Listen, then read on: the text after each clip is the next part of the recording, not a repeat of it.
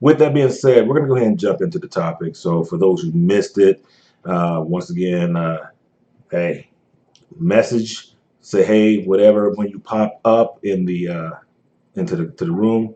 That way I know we're watching, and then we can, or who's watching, and we can go from there. So here we go. Child support system now. It covers about a quarter of American children in the United States. I kind of wanted to go a little deeper and look into like maybe how Europeans or other countries, but guess what? I don't care because it has nothing to do with me. Has nothing to do with anything that deals with me because I'm an American. So what goes or what happens or what is okay in Europe or how they see it may not be good here. But I do know you go ahead, especially if you're in the military, get your dependent over there in overseas somewhere, and I promise you they will find you. And so I'm gonna say this, and I'm not trying to be a jerk. I really am not trying to be a jerk. I kind of am, but I'm not.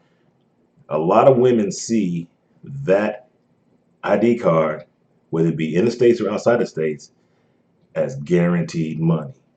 Oh, I'm gonna kick it with this dude right here for so long. Oh, he can marry me. Boom. I'm going to the commissary.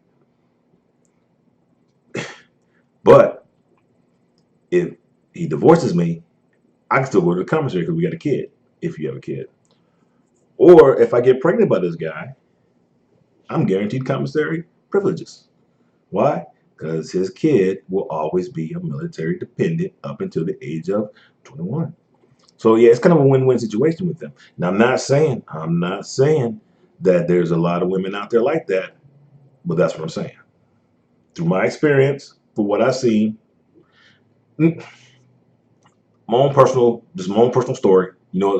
Sometimes the best way to actually get a point across is to throw yourself out there. So I'm single, and I run to this lady, very attractive lady.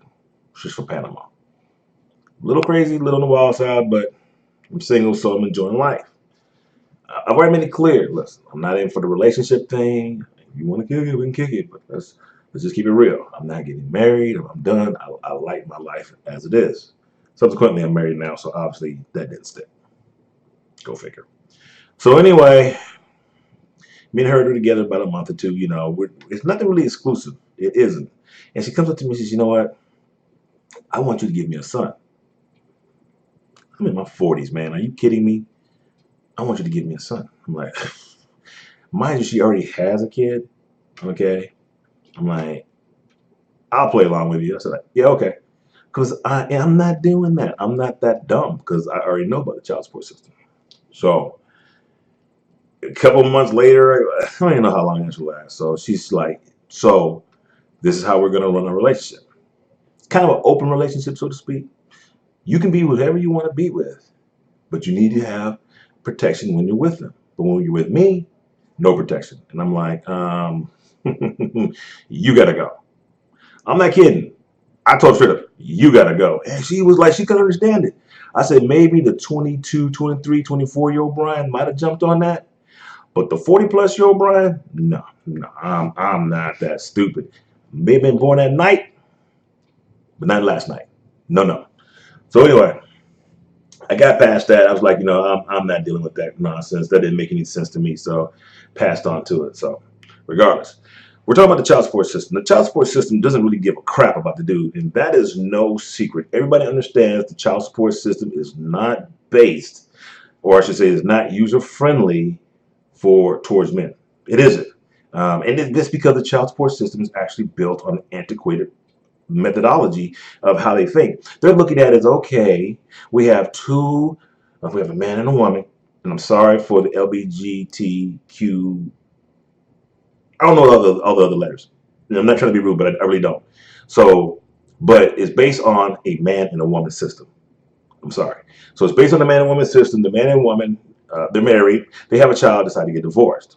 Now, basing off both their incomes is how they look at it. So obligated to that household, the kid or the child should have the same benefits of the other parent's house, or 70% of that income, which is it's not really that bad per se, but As if you're making like, I got figures coming up, so I won't get into it. So we're talking about 1970s where, June Cleaver and Ward Cleaver and oh, we sleep in separate beds and we love each other. Oh no, okay, that was then. That's not now. Progressively, there are a lot of people who tend to have relationships that don't require marriage, and that's what it is. And so, looking at what I have here, Ruth Graham, she wrote for the Boston Globe. She said 29% of families in the system now live below federal poverty line. Many fathers sincerely want to do the right thing by their children, but simply don't have the means to do it. So basically, both parents they're making less. It says statistically you're supposed to be making about $59,000 combined, but you split that in half, about $25,000, $26,000, and you try to be a single person, live off that much money. It's really hard. Now you want to add a dependent, which, oh, by the way, I won't say that is not justified to a degree, but you're the one who decided to have children. So if you decided to have children, then yeah, that's one of the things that you're going to have to deal with. And I got that. But what we're talking about is two adults, not one adult, two adults. Why, if you have two adults, then why is one adult the one being penalized? Because of the non-custodial parent? Potentially. So the core of the problem with the modern child support laws is that there's too much emphasis on enforcement and not enough focus on getting fathers involved in children's lives. I have been to child support, and I don't know if you watched any of my past podcasts, you've seen that I have been to child support, and they call for certain people. Not seeing two things, okay? One, they call for people, and they're not there. Then the judge says habeas corpus, which translates is warrant for his arrest. He's going to jail.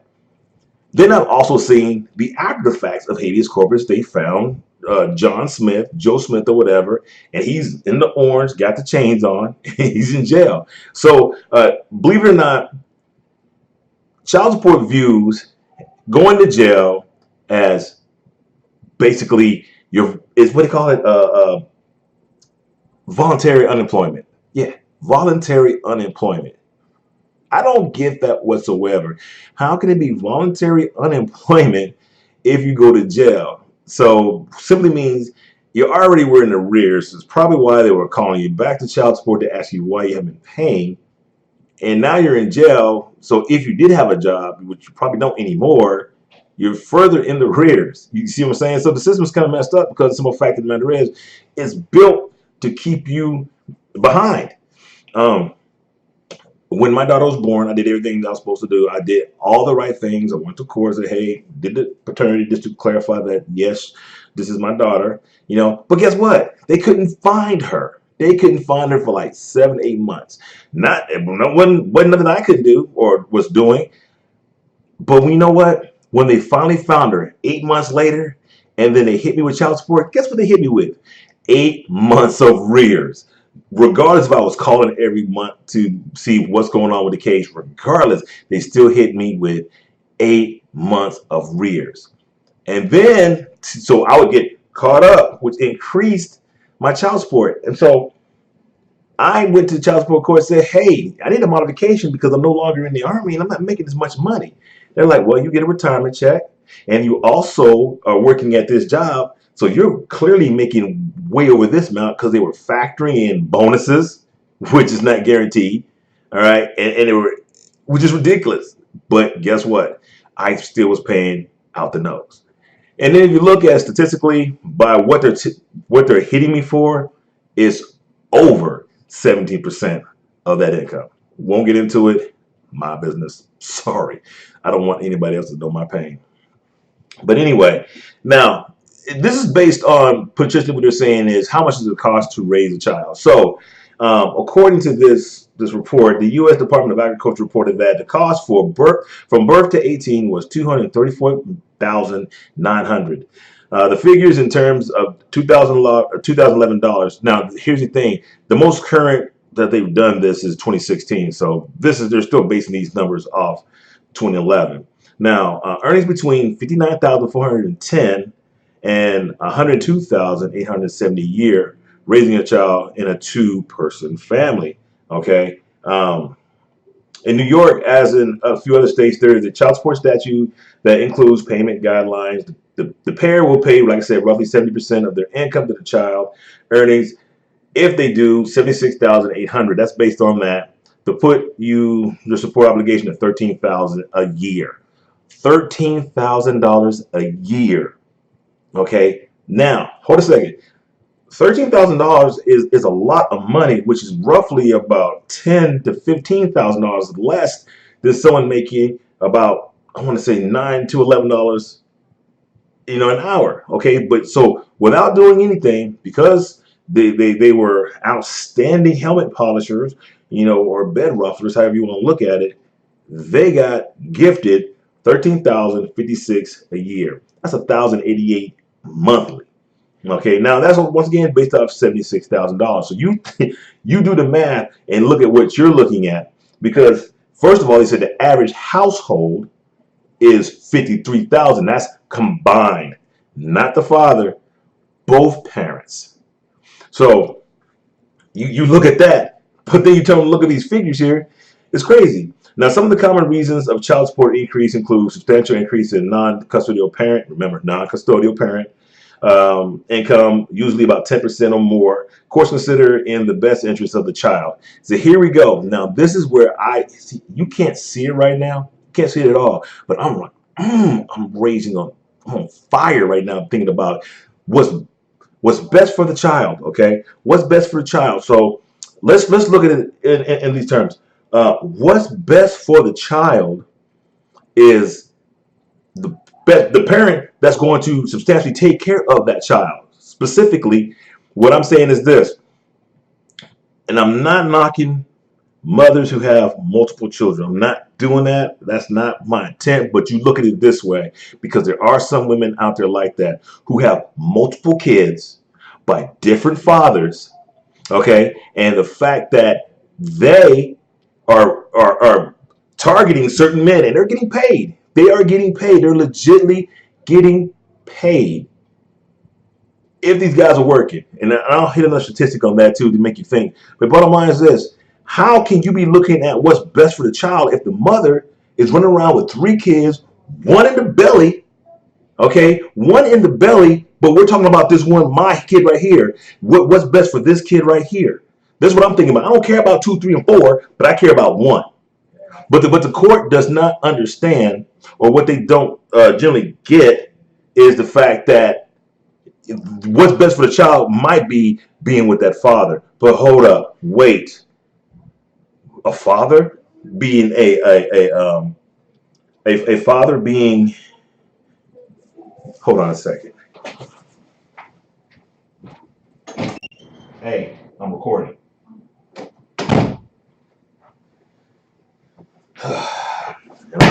Oh yeah, that hurt. Yeah, that really, really hurt. All right. So what is best for the child? Okay, let me ask you this question: what's best for the child? The fact that they're in a household of a mother who's probably not working, living off child support and the state, or the father who may or may not, I'll say that, because there are some fathers like, hey, I made it, I don't want it. Okay. But you do have fathers out there that will take care of their kids. You have fathers out there. So here's the thing. If a woman, she goes to court and says she needs more money, the first thing the court should be saying is, well, what are you doing to better your situation? What are you doing to make sure that everything in your house is taken care of? And don't say, well, because I have 4 kids, I can't work. Well, this man only had 1. So you got 3 by whoever else. Why does it matter that you want more money because you can't work because you have 4 kids? Okay? See, this is when we start looking at responsibility. This is when we need to start looking at, like, that's why I'm wearing this hat right here. The Punisher hat. That's, I'm telling you right now, in the state will eat that crap up, and they will grab that one guy and they will wrench him for a few bits of change. Oh, he's like, I got a promotion. She's like this, we got a promotion. Really? Now, I'm going to beat this one up just for a little bit more, just a little bit more. So then you have, okay, so I'm an incidental parent. I became an incidental parent, and I'm a good guy. I want to see my child. I want to be in my child's life. But you got this bitter broad talking about, no, you don't want to be with me. You don't want to take care of me and my kids. Then no. Okay, well, I want to take care of my kids. You need to go to court. You know what? You go ahead and waste your money going to court if you want to. You might be even considered a co-parent, so to speak, or a non-custodial parent, and you still have the same amount of rights as the custodial parent. But guess what? You're going to be pulling teeth trying to get that chick to let you see your kid. I was in a situation about 30, 28 years ago. Yeah, I'm aged. 28 years ago, where I had to search for my daughters because my ex would hide them, because she thought I was going to take them, so she would hide them. Oh, I could throw myself under the bus. You'd be like, you poor man. I'm telling you right now, MTV need to come do a crazy daddy mama thing about me and my. I could tell if I could tell you stories, you'd be like, Brian, I don't get it. Now, I'm not gonna lie to you. Some of it is by my own fault, and I did it to myself, and I'm not gonna lie. So I'll put it to you this way. But like I said, I'm done beating that one up. I put enough beat downs on that one. So approximately 80.4% of custodial parents are mothers, and 19.6% custodial parents are fathers. That's 1 in 5 are fathers. So let me ask you this question. So it takes an act of God to prove a mother unfit. Why is it so far-fetched to think that a father can't take care of their children? There's two things that a father can provide for children, especially for male children. One, stability, okay? Two, responsibility. And three, accountability. I'm not saying mothers can't do it, because you got some great mothers who've done these things. But fathers, they are the ones who are generally the line. They're not going to bend, oh, let me take care of you. Oh, let me spoil you. No, they're going to make sure that that child is raised. Not all fathers, because you got some dirtbags out there, but you got some good fathers out there. Like me, I think I'm a pretty good dude. Now, my son, my namesake, I seen him come out. I retired from the military when he was a baby, and I've been in his life for 7 years. My daughters, I was gone. I was in the army. Boom. But my son, I've been there for 7 years. And this is what my wife said today. You hear him over there? You hear him? Who is that? I said, well, what do you expect? He's with me every single day. Of course he's going to pick up on some of my mannerisms. It's a fact. But I'm married, yes. But if I wasn't married, and if I had my child and I was there with him weekends, weeks, summers, or whatever, it'd be the same thing, because that's what I would be establishing. It's not a far-fetched thought process that a dad can have primary custody. Most times you see when the dad got primary custody, the mom is jacked up. She's a crackhead. She don't want her kids. She's abandoned her kids. Okay, she's not taking care of her kids. She has to go through all that. But you know what? A man has to qualify through his wallet. That's our worth. That is the man's worth. So 61% of men who fathered children with multiple women have served some time in jail. So like that was just kind of out of nowhere. So you have to look at, like I said earlier, about women with multiple kids, and there are situations where there are multiple fathers. And once again, I'm not pointing the finger at anyone in that situation, but I have found there's a lot of times when you have multiple baby daddies or multiple baby mamas that these people aren't making a substantial amount of money, so they don't understand what exactly what loss means. How when you're paying that child support and you're losing like a K out of your pocket. So they're not seeing that. So I guess there's not really much cause and effect to that. And then I've seen situations where they simply just don't want to make that parent accountable and go through child support and have child support pay for their kid. And so I'm not knocking that. If that's your decision, that's your choice, cool, rock with it. But then you get the guys like me who get the crazy baby mama who decides that she wants to go ahead and, like, every couple months test the waters. I got denied saying my daughter something because I wouldn't give this woman $250 on top of already what I pay her a month. $250. I mean, no, I've never been married to you. Okay, you were a booty call that went bad. and now we have a dependent together. But you want to sit there and browbeat me as if I'm a bad parent simply because I don't follow what you want. Because I can't, you won't control me. I can't be controlled. And there's a lot of men like that because they cannot be controlled. The woman doesn't have the control. The control is the child, and they try to control the behavior through the child. You know what? I need a PhD in this psychologics thing, man. You might see me doing this here. PhD psychologics. I'm no doctor, but life has taught me a lot. And I do understand a lot. And being in the military and watching these poor privates marry these local chicks who probably been ran through 5, 6 times until they got the right soldier, sucker, and boom, got a dependent. Oh, I love her, Sergeant. I love her. I'm going to marry her. No, you're not. Yes, I am. No, you're not. And he does. And next thing you know, about 6, 7 months later, they're kicking him out. Why? Indebtedness. That's why. And then guess what? As soon as they kick him out, she bounces, goes to child support, and jacks this dude. That is the American way. Pause. That's for dramatics. But seriously, I am so passionate about this because you always make dads to be like the bad guys. We're not the bad guys. We are not the bad guys. We can be the bad guys, but we're not. I'm just, I get so hot under the collar, and I know the ladies are like, why is he beating us up? I'm not beating up the ladies. I'm beating up the system. The ladies are the ones being caught in the system. And I'm not saying, and I know there's some good mothers out there. I know there's some damn good mothers out there that deserve everything they get. I even say it. I've said it more than once. And bottom line, if you're a mother and you're married, let's just say that. If you're a wife, you're married, and your husband leaves you, and I'll say it that way because if you leave him for somebody else, then you kind of deserve what you get. But if he leaves you for someone else, and you're like, I may not take him child support, you need to rape that dude for everything he's got. I'm for it, man. I'm for the system going ahead and ripping, just like I'm for the system ripping these dudes running around here with 5 or 6 kids 1, 2, 3 months apart, and not paying child support. It is staggering. I looked at the numbers. It is staggering how much money is owed through child support.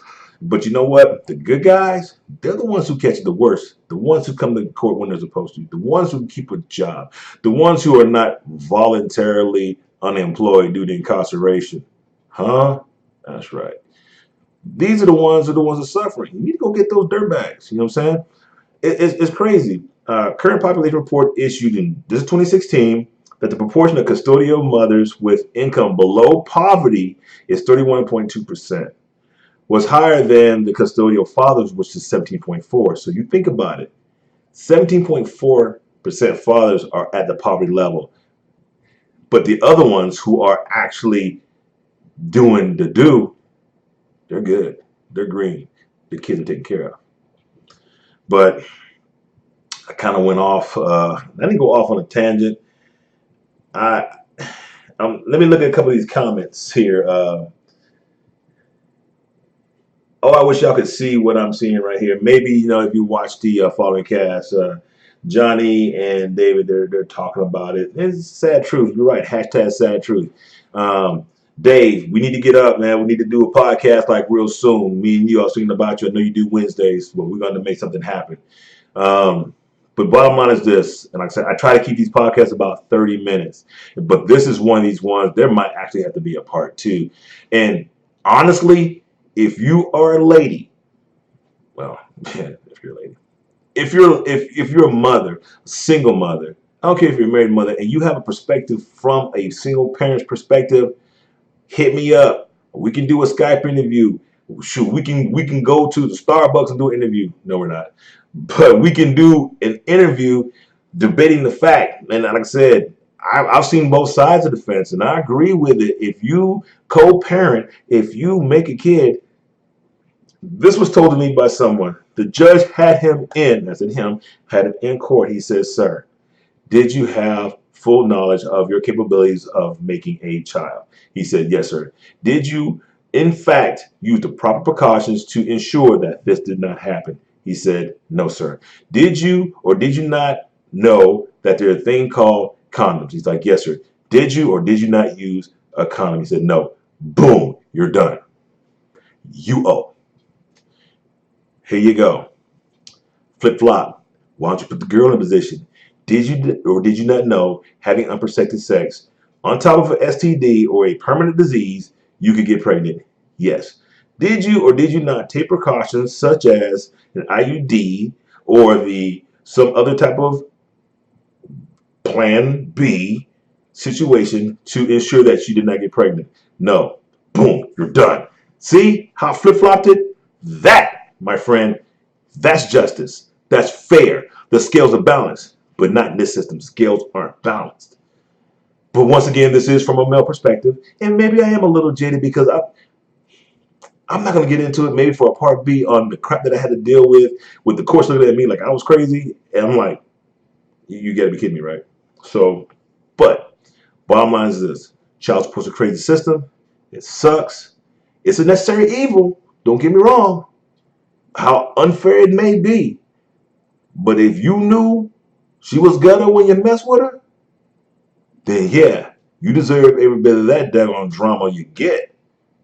Like I said, you might get caught up in college. You might get caught up doing certain things with a respectable woman. I'm not saying that women aren't unrespectable, but I'm talking about one that has a lot to lose just as much as you do. That's a different story. When you're dealing with someone that has nothing to lose, bruh, you're 2 steps behind the curve, my G. And with that being said, I'm out this mother. I'm about to cuss. I'm done. Woo! I will be going ahead and putting this out for if you did miss it or miss part of it, I'll do like, a casting party so you can go ahead and watch it. I may not be sitting here when you do it, but I definitely will do it to make sure it gets out. This will also be uploaded on Podbean and also Spotify as well as iTunes. Download it, listen to me. I think this time I might have been a little crazy. I'm not gonna apologize for it because it's all psychological, baby. And